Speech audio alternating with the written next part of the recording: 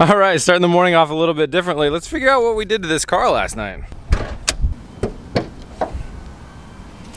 Oh, we made a mess.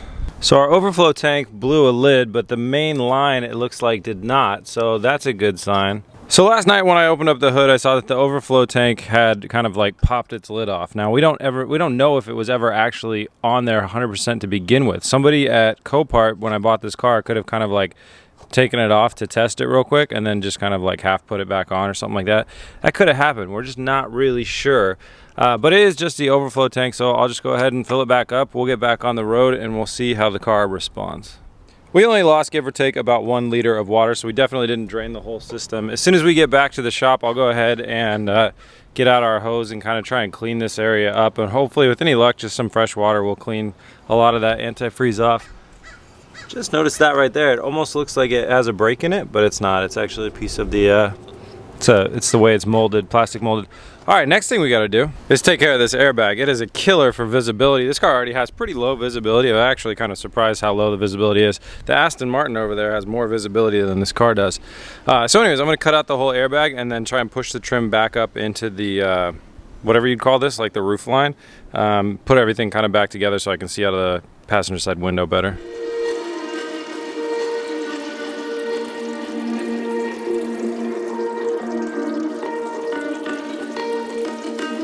All right, sorry it's a little dark, but I'm trying to show you my best. We went ahead and got that A-pillar back together and the headliner back together, and it all came together nicely, and now we are at Metal Supermarkets. I'm here to pick up some metal for the work Eric and I are planning on doing today. I'm looking for some metal that will run from one side to the other side of the frame rail underneath the engine and hold up the engine mounts, so it's got to be some real tough stuff.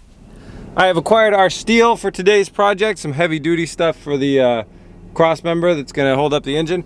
It's not the ideal vehicle for hauling around steel, but it's got air conditioning.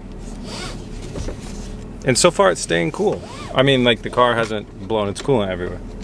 All right, we got to get off to the shop. Back in the shop, joined by Eric, and about to get down to work. But before I do, I want to take a second out to thank our sponsor. This episode is sponsored by Skillshare. Skillshare is an online learning community for creators with more than 19,000 classes in videography, productivity, photography, and more. Skillshare is great for people who want to make their passion their full-time job, or people that want to start their own business, or if you're just a person that really wants to learn a new skill and get really good at it. If you're a YouTuber like myself and you want to sharpen your skill set with editing, there's classes out there like visual storytelling with Final Cut Pro, there's Adobe Premiere classes, After Effects, all the things that you need if you want to learn editing. You guys know I have a background. I was a software engineer for many years. They have tons of coding classes. I've looked over those and there's some really, really good resources in there as well. More than ever nowadays, I think it's important to find resources to help you learn new skills on your own without being in a formal classroom or a college environment, and I think Skillshare is a great resource to do that. Premium membership to Skillshare starts for around $10 a month, but for the first 799 of you, random number, I did not pick that number, but hey, 799 of you that click the link in the description below will get 2 months free of Skillshare. So guys, hit that link quickly. Those spots will go fast, I can guarantee that. And check it out, guys. Skillshare is a very cool place and they have some really, really good learning resources on there. I highly recommend it. All right, now let's get down to work. So today the goal is to start making progress on our engine mounts. We know our engine goes roughly right here. Our engine mounts go roughly right there. From an engineering standpoint, I want to build something that connects in down here, goes across underneath, uses that channel that the engine design has made for itself and connects up and holds our engine mounts. But I really wanted Eric to be here before we made any more progress, get a second set of eyes on this thing. I always think it's good when you have a project like this to have two people look at it, look for potential problems and stuff like that. So that's what we're going to do right now. We're just going to kind of kick things around, move things around, give it a look over and see if we can find any way to make things easier or if we find anything that's going to be really hard in the future, etc., etc.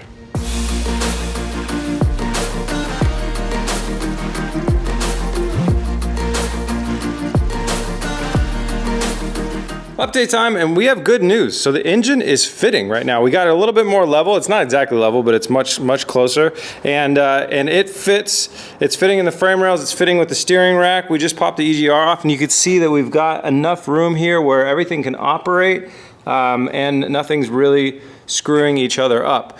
The alternator is really close to the steering rack pickup, and that is okay. We'll gap that out a little bit later, but for now that's looking good. We've got the transmission straightened out by using a jack.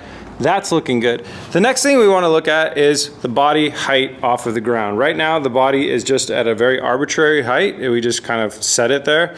And what we want to figure out is how low on this car can we get the body so that when we hit our airbag suspension and everything, we lower everything down to a nice showable height. How low is the body? Is it, how many inches off the ground is it going to be? And you know, what can we do? Because if it's too high, then we obviously need to lower the engine down more. But if it's okay, then we're good and we've got some breathing room. All right, we figured out body placement based on maths and science. The body goes on top of the engine. Perfect. Works out every time, 100% of the time. Moving on, Eric and I are going to start to engineer some engine mounting brackets. Engine mounts. Now this is going to be a little bit interesting because we can't use the stock ones like I had wanted to do because of where the steering thing is. That thing has to have a shaft that goes to our steering wheel, and if you use this big old honking thing like this and we bolt it in right about here, obviously that shaft, pardon that hose, that shaft would run straight into it. So we can't do that. We need to build something that's a little bit more shallow up top, and maybe it'll actually come into our frame rail right here rather than on the bottom. We don't know yet, but we're gonna design something real quick and then we'll show you guys what we're gonna do before we fab it up. All right, we got something figured out. Because of the height and the crazy thickness and everything of the OEM M5 engine mounts, we're not going to be able to use those.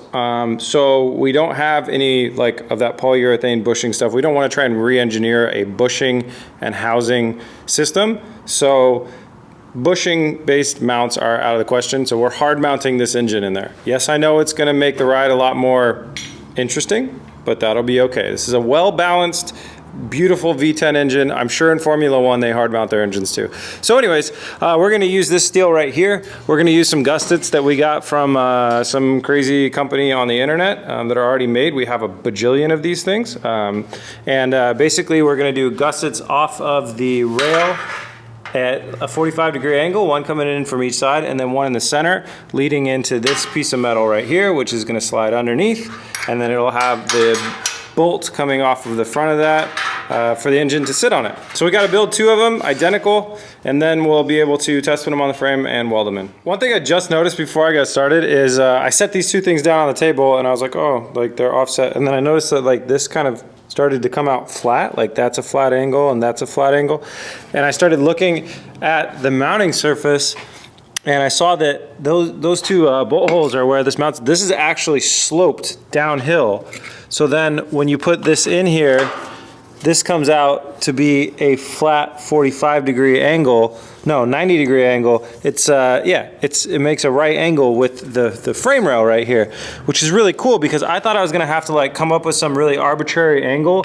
Now, what you can see here is that this mount actually sits 100% on that metal post right there that sits on rubber. So ours is going to be a metal post that sits on metal because we're getting rid of the rubber. But now that means that my metal post that sits into that thing can be at a 90-degree angle to the frame rail, which makes everything a lot easier to develop. So now I'm going to go ahead and get started. Since I have these gussets that we ordered online, this should actually go pretty quick.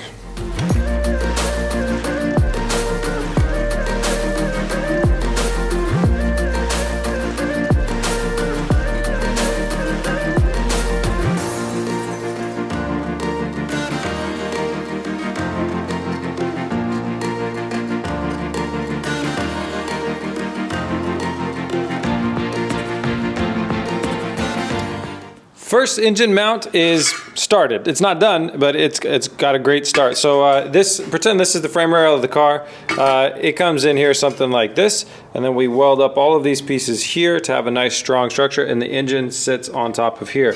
So from here we're gonna have a stud built off the top of it that goes through the hole over here where the engine wants to rest on it. Now to pull this off, I got to get into something that I really wish we didn't have to do, but we have to mount the engine 1 inch closer to the passenger side. So the only bad thing about this is aesthetics. From the looks of it, for weight balance, negligible. It won't change anything. We could tune that out with suspension if we wanted to, but it's really negligible. the aesthetics of it, so you're gonna have fender coming over to here, fender coming over to here. When you look at the engine, I guess if you looked really, really closely, you would notice that the engine is, it's over 1 inch. It's exactly 1 inch that we need. I've looked at every aspect of this car and this engine and how we could pull this off without doing this, and I don't see any other way. Let's talk about positives real quick. Positive side, gives the driver 1 more inch of leg room between the transmission and the wall of the car to put the pedal boxes and everything else like that. So, hey, that's a positive side. The reason it can't be done is because the alternator is snugged right up against the steering rack arm angle piece thing right there. We can't change the location of that, of this, the piece, the attachment piece from the steering rack, and we can't change the location of the alternator. I looked into if we did an AC compressor delete, it's not that thing, it's over there. So if we took the alternator off of here and tried to come over here and mount it where the AC compressor is right here, they mount up in 2 totally different ways. So engineering wise, it really wouldn't work. But even if we worked a miracle out of that, the alternator is so damn big that then the left side of the engine wouldn't fit, and we'd have to mount it off center 1 inch from the left to fit the alternator in there. So it really doesn't fit perfectly on either side. So it's a bummer. There's really no other way of getting around it. The only thing that I could think of would be potentially, yeah, it doesn't really makes sense, but if you could somehow take this whole steering rack thing and rotate it downwards to clock this thing down a bunch, but then what you'd have to do is cut out all of the things that hold the suspension, and that doesn't work. You obviously we need these supports right here to hold this lower, like that holds the knuckle and the lower control arm and everything else like that. We need this guy, so we need all those things. We can't cut them out. So that's how it's gonna be. I think in this build, you know, sometimes there just has to be sacrifices. Maybe not, it's not even really a sacrifice, but plenty of cars have engines that are mounted in interesting ways that are not dead center. And this is just gonna have to be one. To pull this off, that's the way it has to go. So that's what we're gonna do. So what that means is on this side, I've made an engine mount that's gonna be 1 inch longer than the one I'm gonna make on the other side.